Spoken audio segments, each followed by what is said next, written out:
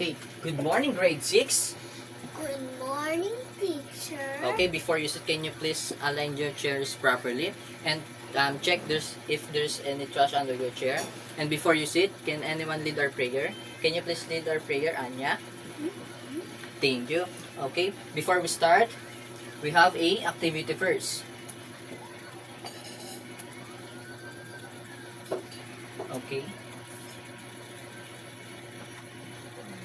Okay, our activity is what we called stretch that rubber. So can you please read the direction? Thank you very much. So the direction is the class will be divided into two groups. Each group will need to participate in the game. Teacher will demonstrate the game in the class as you'll be play. Those groups need to play in game until their group has the first most points. So, ang bawat grupo ay magpapaunahan na mapatumba or mapadami yung points nila na mapatumba ang battle. So, this is the group 1 and this is the group 2. So, your timer starts now. Okay, thank you very much. So, now, nakita natin kung sino ang nanalo. Ang nanalo ay group 1. Group 1, very good. So, the group 1 have the most points na nakuha. So, dahil dyan, meron kayong points para sa quiz natin mamaya. So, we have a guide question here. What did you notice to our motivation? Thank you very much. So, ang na-notice daw nila sa motivation natin kanina is pag using, ano yung ginamit nila kanina? Using the rubber band and then yung battle na kanilang pinatumba. Okay, next question. What kinds of materials that you use in the game? Ayun nga yung sinabi natin kanina, we're using rubber band, no? We're using the rubber band. They need to what? Ipatumba yung battle water. Okay, number 3. What do you think is our topic for today? What do you think is our topic for today? It's all about what? It's all about? Meron pa bang nakakaalam? Yes? Alam mo po ba? Hindi. Okay, so for our topic for today is what we call, can everybody read? Energy, Potential, and kinetic energy. So before that, let's proceed. Our learning objectives. So our learning objectives for today is, first is identify what is energy. Second is differentiate potential and kinetic energy. And last one, conduct a simple experiment to demonstrate the difference between potential and kinetic energy. So before that, let's define first what is energy. What is energy? Can you please read the first bullet? Energy is the ability to work. Okay. When we say energy, it is the ability to do work. Wherein, kapag nagkakaroon ng energy, so, like for example, pag tumatakbo tayo, meron tayong energy. Very good. Next one, can you please read the second bullet? Everything that happens in the world use energy. Okay, everything that happens in the world uses energy. Saan tayo kumukuha ng energy? When we eat? Food. Food, very good. And drink water. And drink water, very good. And the last bullet, can you please read the last bullet? Most of the time, we can't see energy, but it is very Everywhere around us. Okay, very good. So sa tingin nyo, nakikita ba natin yung energy? Hindi. So bakit hindi natin nakikita yung energy? Or sa tingin, saan galing ang energy? In our sun light. Like for example, dun din kumukuha ng energy sa solar system using our sun light. Very good. And other example, yung hangin ba nakikita ba natin? No? Just like the energy. Okay. Now, let's define what is the two types of energy. And before that, when we say energy, it is never created or destroyed and can only be stored or transferred. Okay. This is an example of energy. Batteries stored energy. So, sa tingin nyo, saan ginagamit ang batteries? Sa mga Sa mga cars. Para umandar ang cars. Very good. So, yung batteries ay meron siyang energy sa loob. Kaya napapagana ang car. Sit properly. Okay, next example is the car uses a lot of energy. And then, sleeping puppy is using stored energy. Pag natutulog daw yung puppy ay nagkakaroon siya ng energy. Very good. And then, we got our energy from the food. Pag kumakain po ba kayo, maraming energy ang pumupunta sa inyo? Yes, very good. What do you want yung favorite food mo? Ano yung favorite food mo? Sige, think about it. What's your favorite food? That na nagkakaroon ka ng energy. Fruit. Fruit. Yes. Apple. Banana. Banana. Okay. Lahat. Very good. So now, Kasi iba hindi. okay. So sabi dito, remember, all matter is made up of particles. No? Itong particles na to, ito ay tinatawag din natin. These particles, pag nabubuo, ay nagiging energy. Very good. Sabi din dyan, the particles never stop moving. Next one is, okay, when we say potential energy converted to kinetic energy, can everybody read? When stored energy begins to move, the object now Transferred from potential energy into kinetic energy. So, nakikita naman natin sa picture na anong ginagawa ni, sa picture? Siya ay, sit down, you may now sit down. Ang ginagawa sa picture, siya ay, nakatayo. And then, sa second picture, siya ay, zombie. Siya ay, naglalakad. Bakit kayo nagkakaroon ng potential energy? So, what is potential energy? Yung potential energy, and meron na tayo dito sa ating sarili. Meron tayong potential energy sa ating sarili. When we say kinetic energy, ito yung gumagalaw na yung ating katawan. Very good. Okay, next one. We have two types of energy. We have, number 1, potential. And then number 2, what is? Kinetic energy. Very good. Okay. When we say potential energy, can you please read the first bullet? The energy stored in In an object. object. Okay, very good. Can you please sit down? So, sabi dyan, the energy stored in an object. Sa tingin mo ba? So, ito. Sa tingin mo, energy ba to? Meron. Kasi, kapag ganito, may energy siya. Pero, when you push it, doon nalalabas ang kinetic energy. Like for example, you may now come here in the front. Yan, tayo ikaw. Sa tingin mo, may potential energy ka po ba? Meron. And when you are running, try running. Sa tingin nyo, ano lalabas doon? Lumalabas na yung iyong energy. Thank you very much. You may sit down. And then next bullet, sabi dyan, potential simply means the energy has the ability to do something useful later on. So we will discuss it later on, okay? Okay, we have an example here. The potential energy. We have a rubber band. Okay, this is an example of rubber band. Sa tingin may potential energy ba yung rubber band? No? Meron. Meron siyang, sit down first. Meron siyang potential energy. Kasi, pwede mo ito magamit later on na magpapalabas ng kanyang kinetic energy. Very good. Okay, next example is yo-yo. Nakagamit na po ba kayo ng yo-yo? Hindi pa. Pero ang yo-yo ay meron siyang potential energy in herself that we can use it later on na lalabas ng kanyang kinetic energy. Okay. And then, last example. Bow and arrow. Okay. So, yung bow, meron siyang potential energy. Pero pag kanyang binitawan, lalabas ang kanyang kinetic energy. Very good. Okay. Now, let's proceed to the next. Okay, sabi dyan, the higher an object, the more potential energy. So, later on, I will give you some example, like this airplane that what is this? Airplane. Okay. Next one, the more mass an object has the more potential energy it has. No, pag marami daw ang mass na naiipon in this object, no, mas mataas daw or mas malaki yung potential energy na meron siya. Do you understand?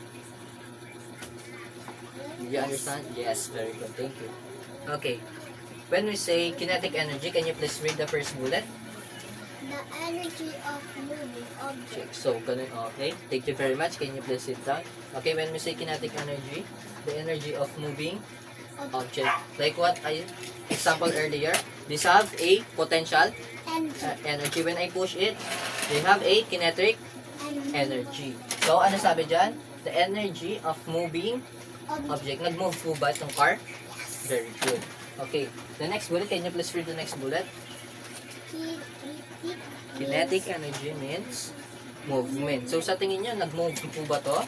Yes. Yes, very good. Kasi, there have a potential energy and when you push it, they have a kinetic energy. Okay, you may try it.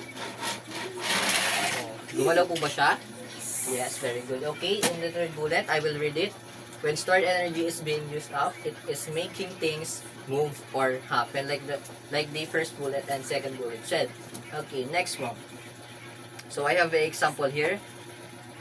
What can you see in this picture? Driving. Driving a motorcycle. Next picture, Skating. she was skating. Very good. And the last picture, she was Running. running. So, tingnan mo po yung example natin. So, ano yung nakikita mo sa example? The man driving a motorcycle. So, sa tingin niyo po ba yung motorcycle is there have a potential energy in their own? Yes. Yes, kasi meron siyang battery and nilalagyan siya ng ano yung nilalagay sa kanya? Para umandar. Yung gas, very good. So, and then, pag meron na siyang battery and gas, sa tingin niyo aandar na siya? Very good. Kasi meron na siyang energy. And next one. Ano yung next one? Skating. So, meron po ba siyang potential energy? Kaya siya nakapag-skate?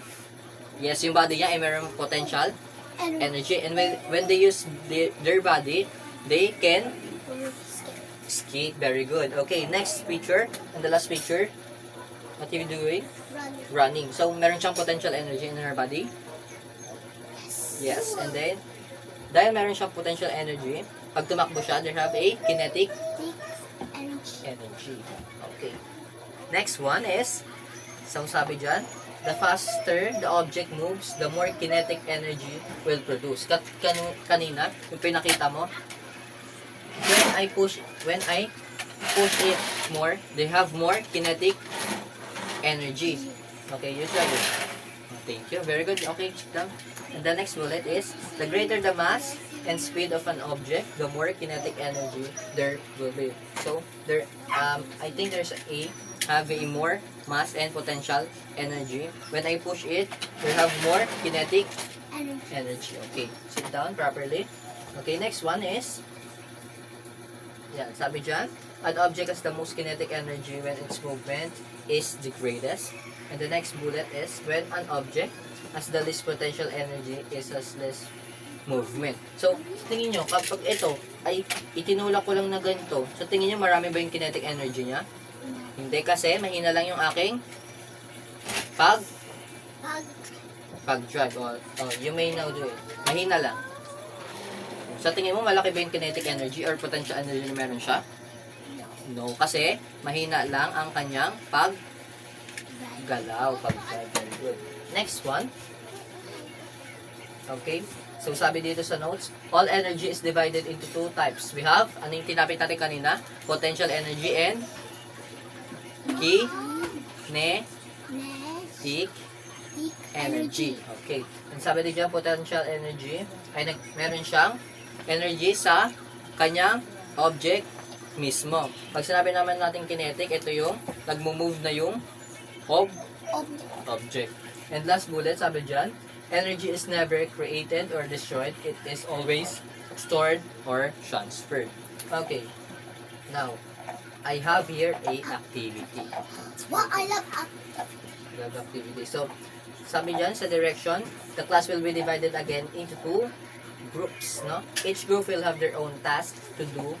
The tasks be given of their own questions and instructions for the activity to be done. After completing the task, teacher will ask some questions about the task that you do. Okay, I have a car in the, ano to? Sa tingin nyo, ano to? Ram. And this one, I have a plain paper plane. So, Okay? Gagawin natin. This is the group 1. And this is the group 2. Are you done with your activity? Yes. Thank you. So, kunin ko to.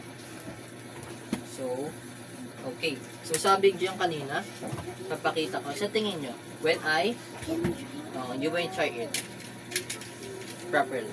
Carefully. Go. Try it. Try it properly. Correct. Carefully. Okay. So, sa tingin nyo, when you are, pag bumagsak siya dito, meron po ba siya, before that, meron po ba siyang potential energy? Meron siyang potential energy. And when I put it here, and nag-drive siya pababa, ayun, meron siyang, doon na lalabas ang kanyang kinetic energy. So, I have one example din. Kanina, sabi nyo. I have here, paper. Sit properly. I have here, paper, plane. And I have here, what is this? Rubber band. Okay. So, mayroon akong rubber band dito. And then, papasok ka sa loob. Sa gagaya ng ginawa nyo kanina. And then, I will pull it, this paper, and then release it. Wow.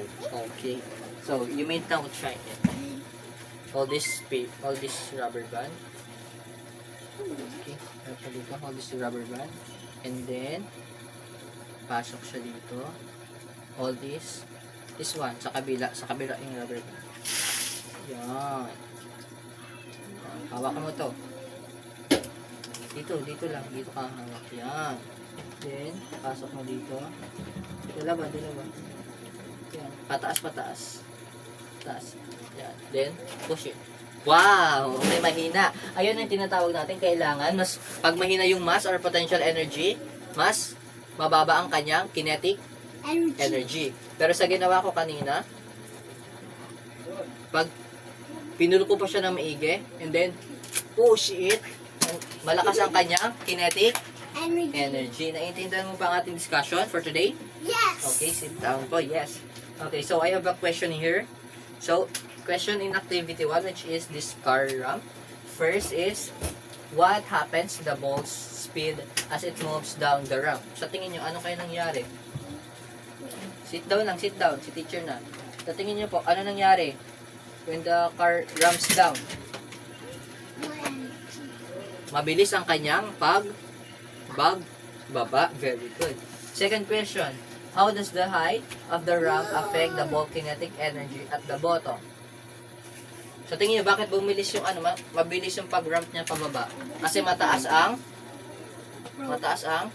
road. Sabihin na natin road or ang ramp. Okay? Next question, what does the ball have the most potential energy and when is thus the most kinetic energy? No? Mataas ang kanyang ramp, they have a more potential energy and meron siya ditong potential energy, meron siyang batteries and, ano sinabi? Gas. And then mataas din ang kanyang ramp, no? Mas mabilis ang kanyang kinetic energy. Very good. Okay, next question in other group. Okay, we have an airplane. So, first question, what happened to the potential energy in the rubber band when you release it? So, ano nangyayari sa rubber band? Lumipad yung rubber band kasama ng paper. Oh, you may now sit down properly. Okay, paper plate. No, lumipad ng malakas yung rubber band kasi malaki ang mass ng paper plane. Okay, very good. Next question, how did you amount of stretch in the rubber? So, tingin nyo, malaki po ba yung amount ng aking pag-stretch ng rubber band? Yes. So, bakit malaki? Para mas lumipad ng mas high yung paper plane. Pero kapag maliit lang yung mass na aking ginawa, sa tingin nyo, mataas or mababa yung paglipad? Mababa lang. Very good. Okay, number 3. What factors, such as the plane design or launch height, seem to affect the plane speed or distance? Nanggagaling ito sa rubber band yung potential energy. And then dito sa paper plane. No? And then, when I use my strength And strength. and using these materials, mas lumalaki ang kinetic energy na mangyayari. Okay. And last question, what type of energy did the plane have when it was sitting in the rubber band and how this changed after launch? Sa tingin nyo, pag binitawan ko to, ano mangyayari? Pag binitawan ko, Lilipad. lilipad. And then, mataas ang, sit down, mataas ang paglipad ng paper Play. plane. Very good. So, give yourself 5 claps. 1, 2, 3, 4, 5. Okay, you may now sit down. Next one. So, I have here activity more. The direction is, the class will divide into 4 groups. Each group will think one experiment using the objects you see inside the classroom. That demonstrate the uses of potential and kinetic energy. Teacher will give only 5 minutes to think and prepare your group and 3 minutes to present in the class. So mag-iisip kayo ng gagawin nyo using our topic for today, which is potential energy and kinetic energy. You will think some demonstrate what you want to do using our topic for today. Are you done? Yes. Yes. Okay. So sa group 1, ang ginamit nila ay ball. So sa tingin nyo, itong ball, there have a potential energy or none? There have a potential energy. So when I drop it, the kinetic energy was increasing. Very good. And ang ginamit naman ng group to ay this car, no? And then they push the car in to the other. So yung pinush nila to, malaki ang kinetic energy. Very good. So give me 5 claps. There are groups. 1, 2, 3. 1, 2, 3. 1, 2, 3. 1, 2, 3. Okay, you may now sit down. Next one is Quiz time. quiz time. Okay, I have a quiz time. Oh, I love it. Bring at least 1/4 sheet of paper. Nakakuha na po ba ng 1/4? Yes. Okay. Okay, 1/4 sheet of paper and write the best and correct answer.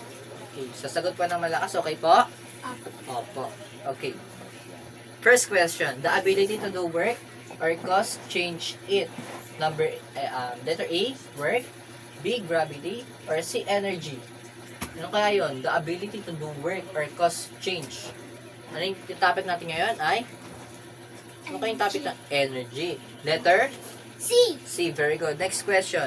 Can everybody read the second question?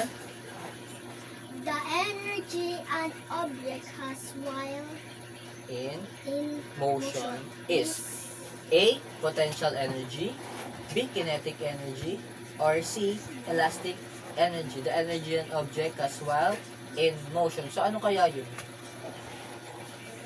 The energy an object has while in motion. Letter A, letter B, or letter C? Yes, letter. What do you think the answer? A. Letter A. Let's see, check it now. Okay. Na-right po ba ang sagot? O? No po. Okay. Number 3, tapos na po ba? Yes. Number 4, tapos na po ba? Yes.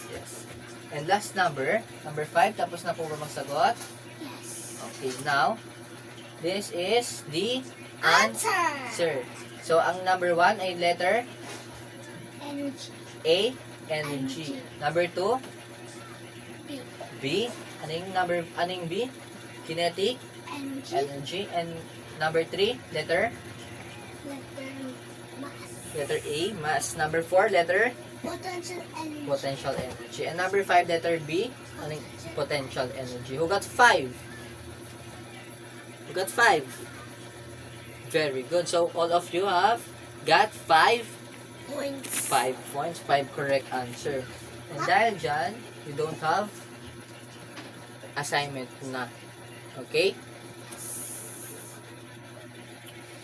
Okay. Thank you very much, grade 6. Thank you very much. Grade 6, goodbye. Grade 6. Goodbye, teacher. Thank you very much. So before that, before tayo lumabas, give yourself 5 claps. 1, 2, 3. 1, 2, 3. 1, 2, 3. Very Very good. Okay. Thank you very much.